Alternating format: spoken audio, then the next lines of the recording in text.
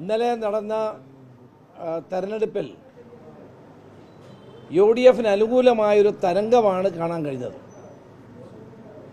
ഞങ്ങൾ 20-20 സീറ്റ് 20-20 അടിക്കും എന്ന നിലയിലാണ് കാര്യങ്ങൾ പോകുന്നത്. കേരളത്തിൽ അധികാരത്തിലിരിക്കുന്ന ഗവൺമെൻറ്റിൻ്റെ ജനവിരുദ്ധ നയങ്ങളും കേന്ദ്ര ഗവൺമെൻറ്റിനെതിരായിട്ടുള്ള രോഷവും തെരഞ്ഞെടുപ്പിൽ വളരെ പ്രകടമായിരുന്നു. ജനങ്ങൾ കേന്ദ്ര സംസ്ഥാന സർക്കാരുകൾക്കെതിരായിട്ടാണ് വിധിയെഴുത്ത് നടത്തിയത്. ഇത്രമാത്രം ജനങ്ങളെ പറ്റിക്കുന്ന, ജനങ്ങളെ ദ്രോഹിക്കുന്ന കേരളത്തിലെ ഗവൺമെൻറ്റിനും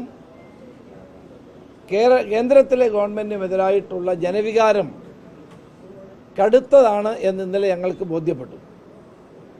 അതുകൊണ്ട് തന്നെ UDF-ന് അനുകൂലമായ ഒരു വിധിയെഴുത്ത് ഉണ്ടാകുമെന്നുള്ള പൂർണ്ണ വിശ്വാസമാണ് ഞങ്ങൾക്കുള്ളത്.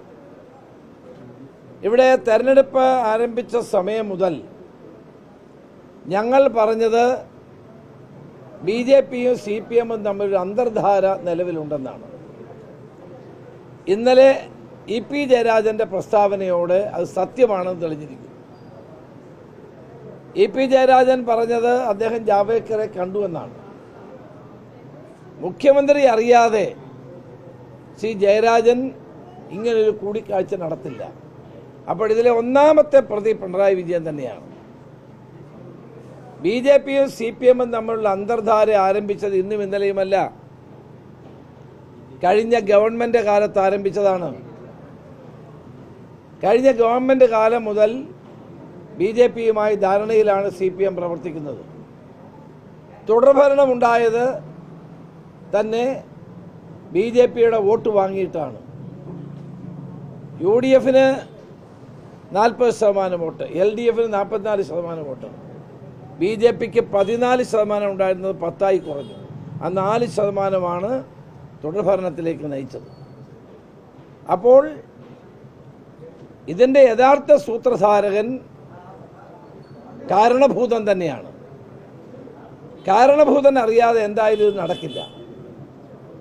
അപ്പോൾ അതുകൊണ്ട് EP ജയരാജൻ്റെ പേര് ഒരു നടപടി ഉണ്ടാവില്ല, ഒരു സംശയവും വേണ്ട.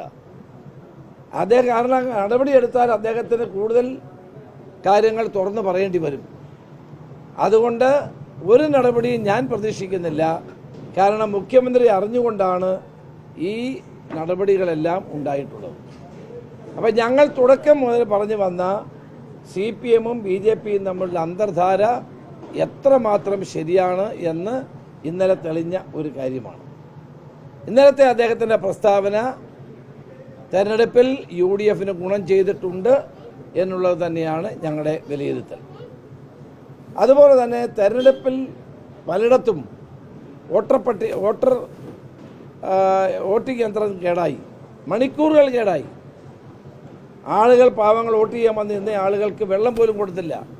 കാരണം പലയിടത്തും കറണ്ടില്ലായിരുന്നു, വെളിച്ചമില്ലായിരുന്നു.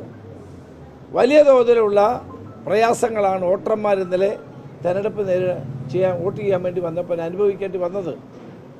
ഇതെല്ലാം കൃത്യമായി പരിശോധിച്ച് നടപടികൾ സ്വീകരിക്കേണ്ട ഉത്തരവാദിത്വമുള്ള ഇലക്ഷൻ കമ്മീഷൻ എന്ത് പറ്റിയെന്നാണ് എൻ്റെ ചോദ്യം.